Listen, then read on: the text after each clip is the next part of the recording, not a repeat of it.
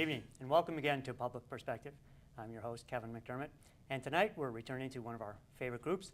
We have the masterminds behind Petite Opera with us tonight. And it's a little special tonight. They're actually going to perform for us and do a few numbers from their upcoming show, Così fan tutte.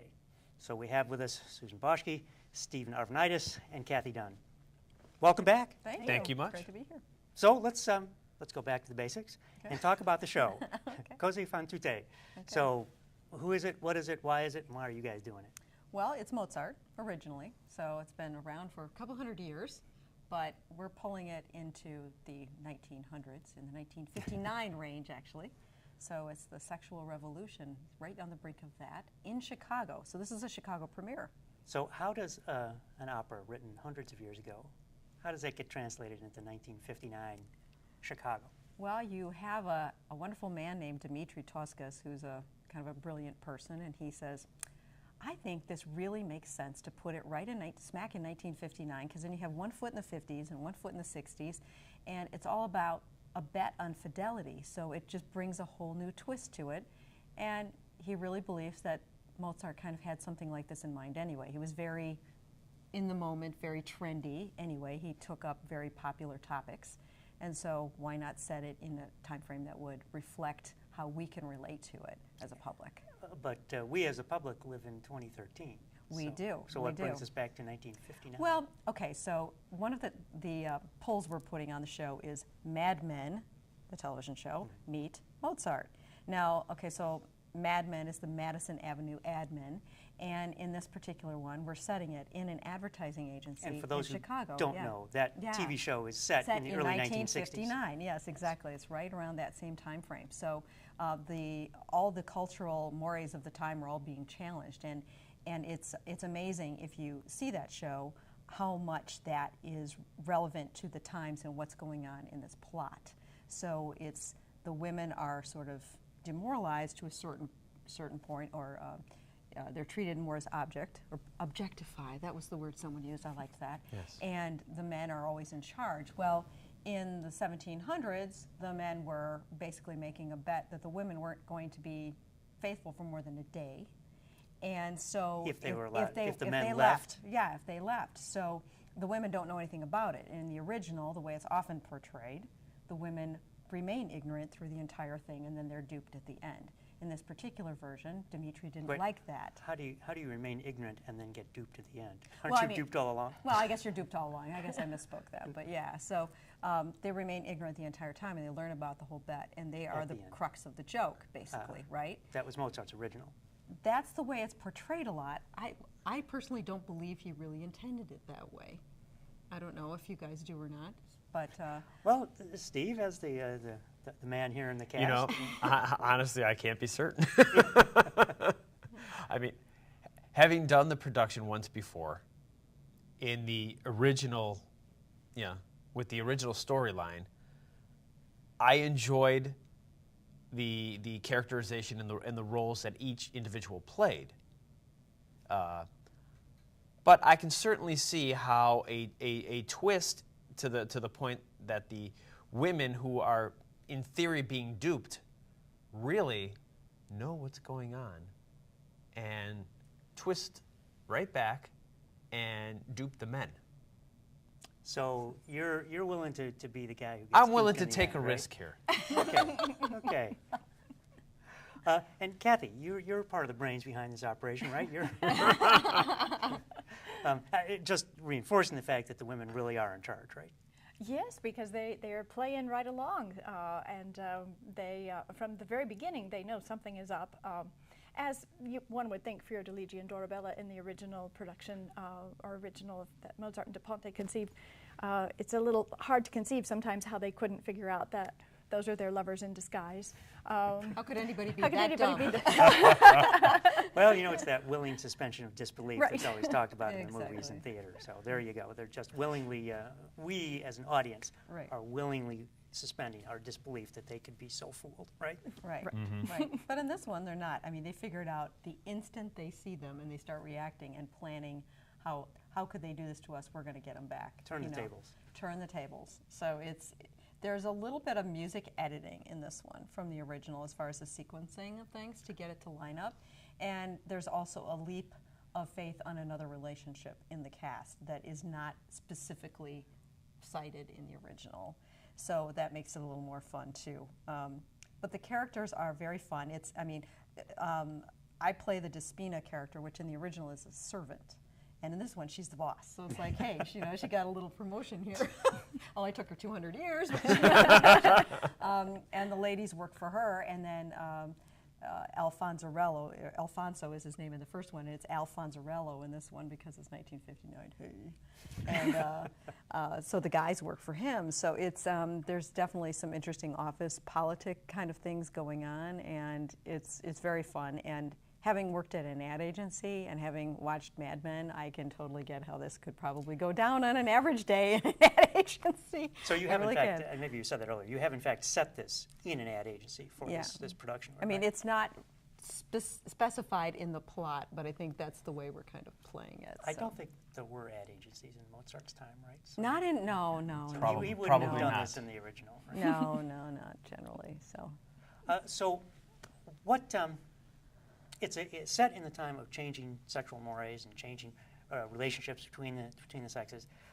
So what message, and I know you're doing this primarily because the music is fun and the plot is cool, right? Yeah. But there's always some reason to do this, and the theme that you want people to come away with would be what? Ooh, vision. Ooh, vision. What's that single word, Kathy? What's the single word that I had for the other productions? We usually do this. Yeah, we always ask her each time she directs, okay, so what's the one word that synthesizes the whole thing about what this is about? And I don't know that we've actually asked you on this one. No, I'm not sure that I've actually formulated it down to one, or thought of it down to, tried to crystallize it into a single word. I think I've just been approaching this more as just a madcap folly and fun, and I haven't thought necessarily about the message, other than that it's, the name of the opera is Così fan tutte, which is, in Italian it means all women do the same, or all women are alike, and we've changed. We've sexist at its heart. Right, exactly. Right. And so our modern title, Dimitri has subtitled it. Everyone is just the same. So we all respond the same way to if Men, you were going women, right, exactly, older, younger. Yeah, and it comes out much clearer in his lyrics in this one than I think it does in the original. It's just like, well, all women are just going to be, fickle and flighty and run off, and they prove Alfonso's point in the original. And I don't think that's the case, and he actually has a turn of heart in this one, which I kind of like. So how do your fans take this? I mean, you take something like Mozart, who is really pretty much high up there in the pantheon of composers and artists from the past, and you're changing really the essential idea of the production, right?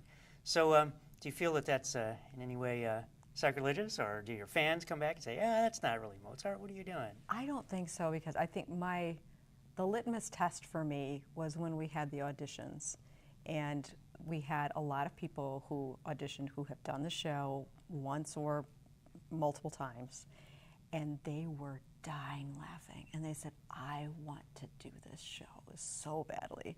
And so that just told me, I mean, it was hard to make the decision on who to cast. We had a lot of good people, but they were all just like totally enamored of we just had them reading the script, and they were in tears practically, and they were like, oh my gosh, this was the funniest thing. And the one woman came out and said, I'm so glad I get to say that line. So you have to come and see what that line is in the show. But she says, I want to do this role just so I can say that line, because I would never get to do that as Fiordiligi anywhere else. So it's just very funny. Maybe she's going to use that line in her real life now. I think she has already.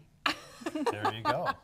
I think to add to that, I think Mozart and Lorenzo da Ponte, who's the librettist for Così, collaborated on 3 operas that were always pushing the boundaries of what society could or would accept or tolerate at that time, with The Marriage of Figaro, Don Giovanni, and then with Così fan tutte. And so I think they went as far as they could go then. If they were alive now, it would have been a very different show. they would have pushed the boundaries now. Yeah, exactly. But similar in the respect of boundary pushing, right? I mean, they would have found whatever was on the edge today. Exactly. Yeah. Right. Is that part of what appealed to all of you as well, as finding a play that was on the edge, could be moved even further over to the edge? Well, it could definitely be moved, and I think we've moved it even further, even than what Dimitri did with the world premiere, I think, and we'll see what his response is. We're hoping he can come in and see it, because he's in California.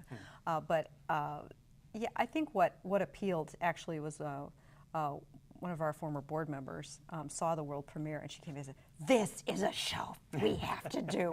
This is so totally us," because each time we select a production, I mean, we always want something that fits the space. It's not bigger than we can handle. It's not biting off more than we can chew. And it's for an intimate audience where they're going to get something out of the plot, or they're going to get exposed to it somehow for the first time in a lot of cases. And because it's all sung, it's pure opera. There's really no dialogue. I think there's some interjections that Dimitri's put into them, but it's all sung, and that's sometimes hard to take. So it's been edited, so it's shorter. So what's the length now as opposed to what it would have been? Its build is about 2 hours. Yeah, I would roughly. suspect probably 2:10. Maybe, yeah. So because And the original of that, opera is closer to 3, probably. 3.5. yeah. Pretty long. So I mean, there's a chorus in the original. We don't have a chorus here. There's 6 characters, so it's pretty tight. It's more of an ensemble show, think Friends or How I Met My Mother or something Big like Bang that Theory. size. Big Yeah, Bang it's Theory, right, exactly. exactly. It's like a six person cast, and the reason it's appealing is because it's funny. It's poking fun. People who know Mad Men are really going to get into it because they're going to see the parallels. And if you've never seen one before, This is the one this to is do? the one to see. I mean, because it's introducing you to the whole thing. So you had a guy who was originally pushing the envelope 200 plus years ago, and we're pushing it again today, and we're pushing it in a way that they should be able to relate to. So I don't know, I think it's just got the whole package. Now, in previous productions that you've done, you've had audience participation. I assume that this, though, is more standard proscenium production where the actors are on stage and that's that world and the audience is out here and it's a different world. Is that fair to say? Yeah, I don't have any plans at this point to have audience participation in this one. Well, who knows what we might come up No with sing-alongs, before, right? before the No rehearsal. sing-alongs, right. So you're safe if you sit in the front row. Is that what you're asking? Yeah. me? Right, basically, yeah. But there is a scene, the second act begins in a jazz club. So this is kind of a standout too. I mean, we do not do anything with microphones, but we're going to have a microphone for the jazz singer, and there'll be a jazz combo, and it'll be interjected throughout the early So parts there'll of the actually be second some act. jazz music actually mixed in with the Yeah, opera. kind of like there's a jazz combo playing. Yeah. So I mean, one of the arias is actually taken apart into 3 pieces and set jazz style. So it's very, very different. So I don't think you're going to see that at any other opera company very soon either. In fact, I would think just the opposite, that the major opera companies would think of that as being somewhat heretical, right? Jazz in an opera? Yeah, exactly. Well, but It's like putting banjo in an orchestra. yeah, Who would do It that? would be something very Exactly. similar to that. Yes, I agree. exactly. So, but it makes it more fun, I think. Well, we're It's seeing more and more approachable. of this fusion of popular music and opera. For instance, on shows even like America's Got Talent, or these very mainstream shows that are have wide audiences, where people are more and more looking for ways to combine the genres and Well, in fact, reach all those audiences. historically, opera was popular music, right? I mean, in it when it was created, That was the thing It to was, do. it was- was the popular music of its time. right. Even in the United States, I think even up through the early part of the 20th century, it was the popular music, right? The working people would go to hear the opera. Do I have that correctly? And that it was sometime later than that, later like in the 20th century, that it suddenly became expensive and only the wealthy could afford to do it. So maybe you're returning to the roots by combining it with... Well, it's like when Mozart did Magic Flute. I mean, that was written for the masses. So, Sounds like this one was too, right? This is a comedy. well, I think they were originally written for the elite, but then they would have like shows where they would let the peasants talk in. You know what I'm saying? So it was like you had a sponsor in those days. Like you see the movie Amadeus, you kind of get a picture of the whole thing. You know, the emperor would. They would commission commission something written. Right, Yes. exactly. And so they the- kind of sponsor you, underwrite you, whatever you want to call it, and they would do it for their royal opera house, and then they'd have the peasants come in and see the show. But I think Mozart pushed the envelope, to Kathy's point, more because a lot of his themes were about he had peasants in them or servants in them, and he would take their side and he would bring that in, and that's very different. It wasn't like the gods and the lofty and the lords and the ladies. It was like, what does the peasant girl say, you know? And so he made a whole repertoire that didn't exist before. So was he then more popular with the what he would have been at the time, the peasantry, but the average citizen than other opera composers? I mean, does he have a reputation as speaking to the common person more than others? That's been the impression I've gotten. That's the impression I have of course, as well. we can't interview anyone. We They're can't not dig him up for an around. interview. No. No. Would be Well, an interesting question. his life spanned his. He died very young. He was 32 or something. I think 1756 to 1791. Right. And I hope those dates are right. But think of those years, what that spanned. That was the American Revolution, the French Revolution. So it was all revolution at that time. It was all about the people, the power of the people. And So Mozart was Yeah. one of the people. He sided with He the hung average out person. with the common people too. He really, he felt more comfortable there than with the royalty. And I think that might have been one of the reasons that when he wrote some of his operas, he used class as a device? separator Yeah. for his characters. And would that have been different? I mean, class existed, so everyone knew about class. But is it that the other composers would just assume that everybody in the show or all of the cast was upper class or was the gods or something like that? And so was he the first or one of the first to draw that distinction? I'm not sure if that's exactly what his approach. However, I believe that what he did, take Verdi for instance. When he wrote something, it was identified. Okay, so this character is this at this class level, and then this one is at this, and people just accepted that. With the Mozart operas, you accept it, but there's more interplay in saying that The yes, classes interact. the classes interact, and that it's sort of the he's doing this because he's higher class than I am. Right. Gotcha. So when you're directing this, Kathy, how are you thinking about this show, and how is it that you're trying to drive this? You talk about it as being madcap, so which I like. I like that. I like the idea of madcap comedy. Though honestly, I don't usually think of madcap and opera in the same sentence. That's why it's fun. Right. I think that's great to do it. So as a director, how do you try to drive that? How do you make that happen? Well, I encourage the performers, for one thing, to bring all their ideas also to the table. I mean, I sort of have a framework and a concept of the pictures that I want to create, and sort of I set the timing for the comedy and these things. But I really love it when people bring their own ideas and their own interpretations of things as well. So, Steve, is she telling the truth? She's pretty good about that. Yeah. And it just makes it so much funnier because everyone has ideas that are funny, and I can think of a lot, but nice to the have whole the- cast can think of a lot more. Nice to be collaborative. Right. Right. And as cast members, do you find that gets you more? Does that help you get more into the character or more into the spirit of the show? Well, it opens you up. When you see other people taking chances and the director supporting you taking those chances, you're going to try doing a few things yourself.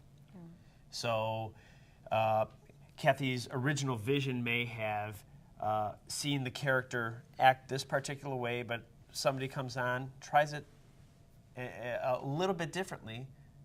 She takes a step back and says, hey, I kind of like the way you did that. Do that again. And then and in this particular group, because we are, each character is double cast, so there are two individuals playing the same role on different nights. Oh, all right.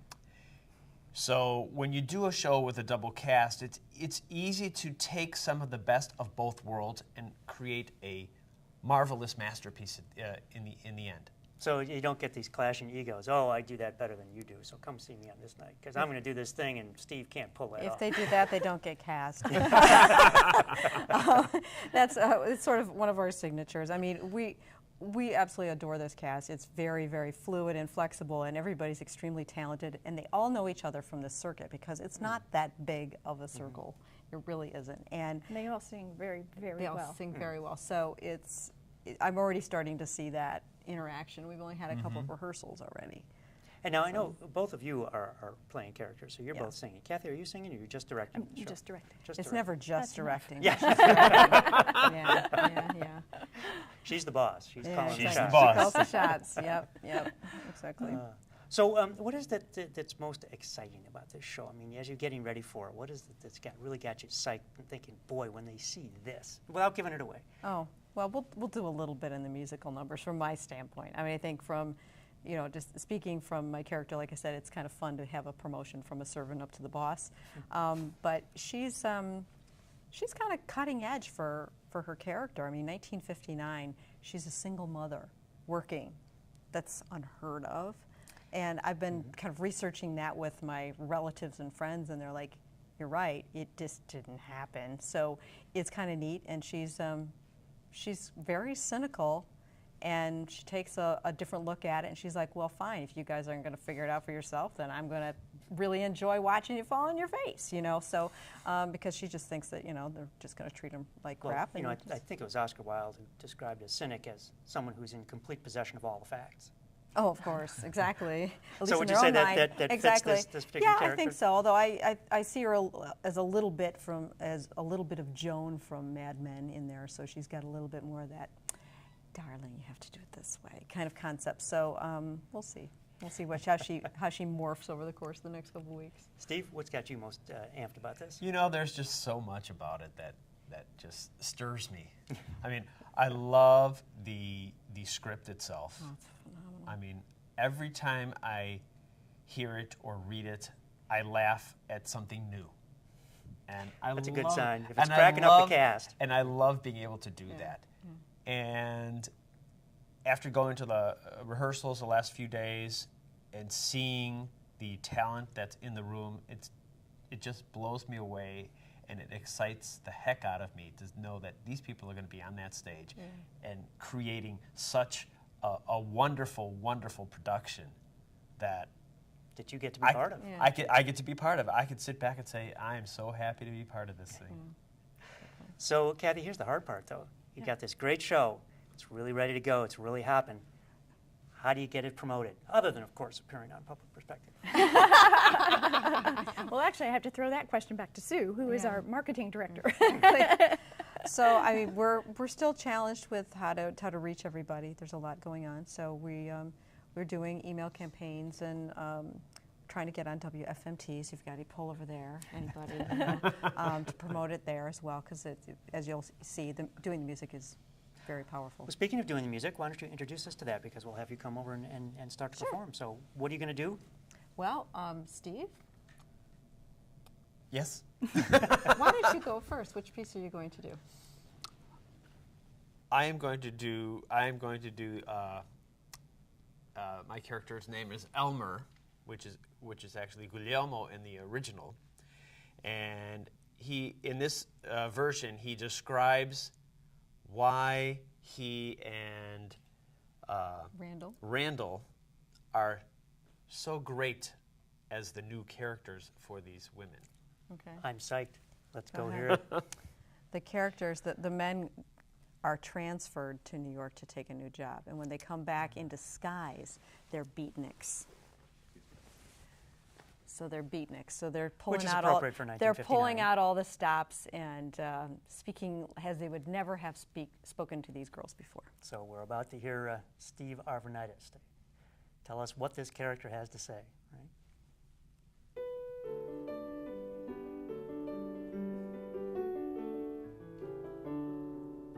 Come on, don't be bashful. You know that you want this I love to be your lover. Let me be with you tonight. I think this is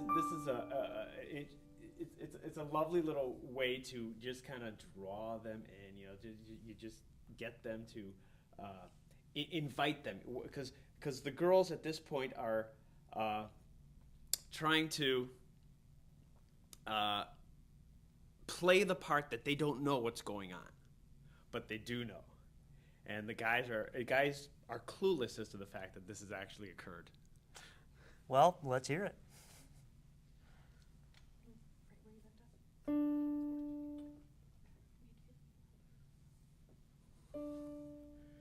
We'd fill you up with happiness. We want to be near you, to love you and to worship you. You know you'd enjoy it. Come on, dear, let's do it. I'm waiting. Come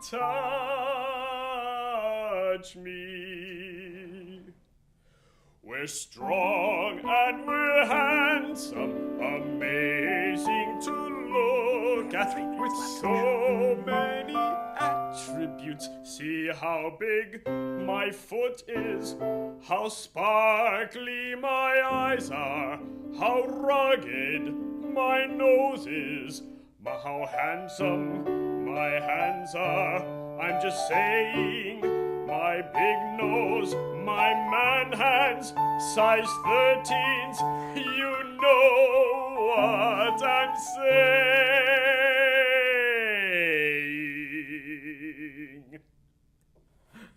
Wonderful, wonderful. Susan, you're up. Okay.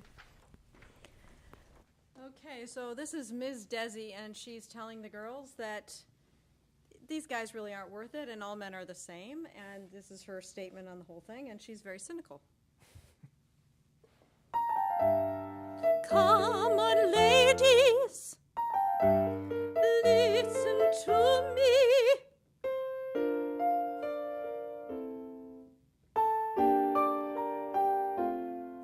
A man is like a dog. Listen, he's a man is like a dog. It's the cold truth, a man is like a dog, just a dog. Men are dogs. Arr!